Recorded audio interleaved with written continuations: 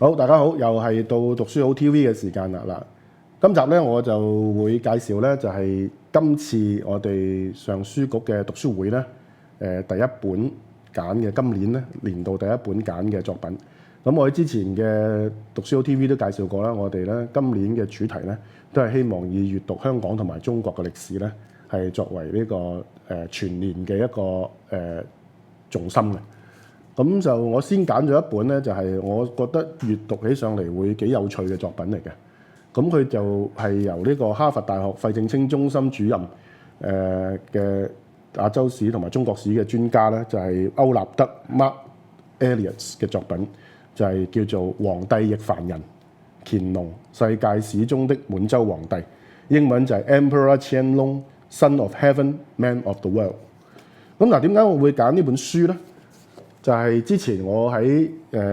讀書好嘅節目裏邊都介紹過啦。對於滿洲史嘅研究咧，其實咧一路咧，我哋都視咧係為咧滿洲入關取代明朝，就係一個繼承於呢個明朝嘅一個喺中國裏邊嘅一個王朝。咁而佢哋成功係因為咧佢哋會漢化啦，重用漢人啦，甚至係用儒家嘅一套嘅科舉制度啦，同埋政治嘅模式等等。咁但係咧喺近呢20年嚟咧，喺外國研究清朝嘅歷史咧，亦提出咗一啲對於我哋頭先所講嘅觀點嘅一啲幾大嘅挑戰嚟嘅。咁而其中一個主力咧就係呢本書嘅作者咧就係叫 Mark Elias， 係哈佛大學，以哈佛大學為大本營。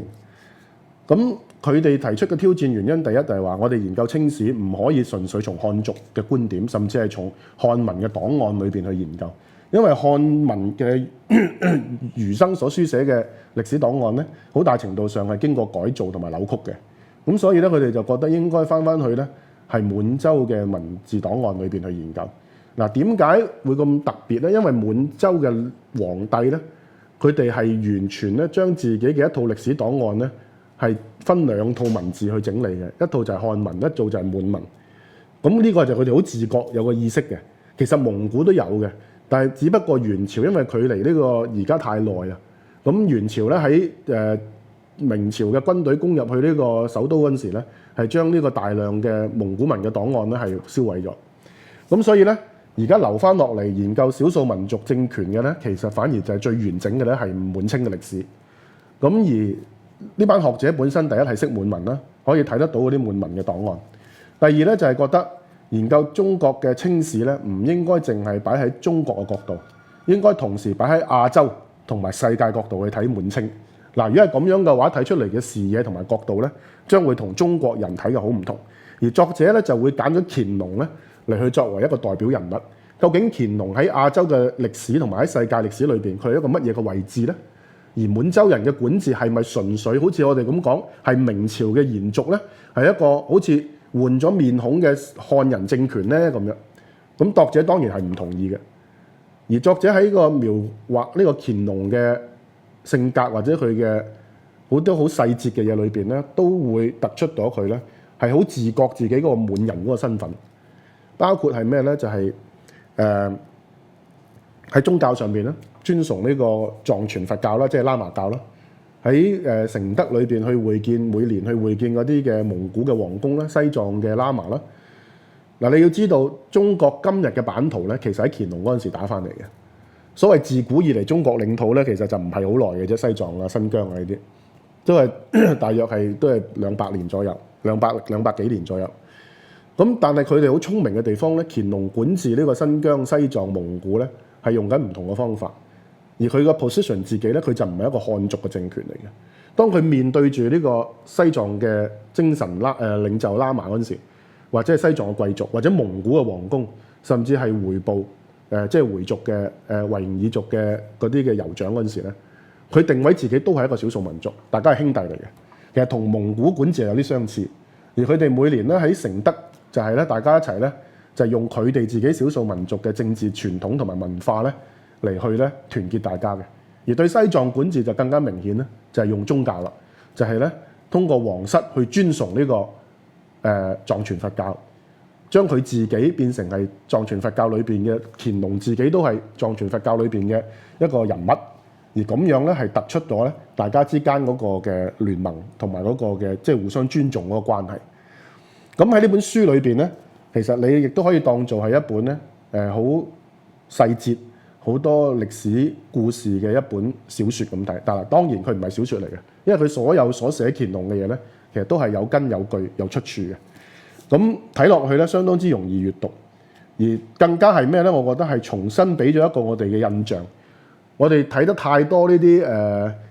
戲説乾隆啊、雍正王朝啊、還珠格格啊，睇得太多呢啲即係小説戲劇嘅創作，包括係金庸嘅小説，又話乾隆係漢人啊等等。喺《書劍恩仇錄》裏邊，又話佢係海寧陳家嘅即係生嘅仔啊等等。而好多時咧係混淆咗我哋咧對滿洲人嘅形象嘅睇法。我哋今日喺電視片裏邊睇嘅滿洲人咧，似乎除咗嗰套衣服之外咧，其他嘢同漢人冇分別嘅。譬如講話等陣 check 下先啦，等等呢啲，其實就係即係改造咗呢個當時嘅滿族人嘅特性。其實滿洲人嘅管治遠遠唔係承繼明朝嘅管治嚟嘅，而滿洲皇帝包括由康熙開始所展現出嚟，佢哋對世界、對呢個現代嘅科學、對呢個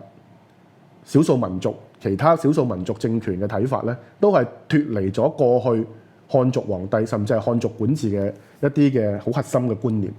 咁所以《黃帝亦凡人》呢本書咧，個副題特別突出嘅係咩咧？佢係世界史裏邊嘅滿洲皇帝，即係話喺離開咗漢族中原地區以外，其實呢個滿清嘅帝國唔係淨係繼承咗明朝喺中原地區嘅國土啊嘛，而係佢最重要，佢係開拓咗其實係等同於比起漢族領土更大嘅一忽國土，其實係由乾隆嗰陣時開拓翻嚟嘅。而呢一個國土裏邊咧，係包含咗成個內陸亞洲好多嘅少數民族，到今日呢啲民族問題都未得到解決嘅。咁究竟當時滿洲人作為一個亞洲歷史嘅角度，甚至係世界史嘅角度，佢哋點樣去治理呢啲嘅邊疆嘅地方咧？其實好多時今日我哋咧係比起好多政治政黨去處理啲少數民族問題咧，滿洲皇帝係更加聰明嘅。咁所以咧，我就揀咗呢本書，就係作為美國新清史研究嘅一本重要嘅作品《黃帝亦凡人》咧，作為我哋今次讀書會嘅第一本閱讀嘅作品。咁就其實我諗大約一個禮拜到都唔使睇完嘅啦，其實可以每晚我起碼可以睇到四五十頁嘅，其實咁就如果大家有興趣，仲可以咧加入我哋嘅上書會，咁就仍然可以攞到呢本書《黃帝亦凡人》嘅。咁第二本書咧，我哋亦都開始呢個籌備當中噶啦，咁亦都係同中國史有關嘅。咁好快咧就會，亦都可以咧就係通知大家咧係第二本書同埋第二期嘅讀書會啦。咁今集嘅時間差唔多，記住今個月6月20號嚟讀書會，到時見啦，拜拜。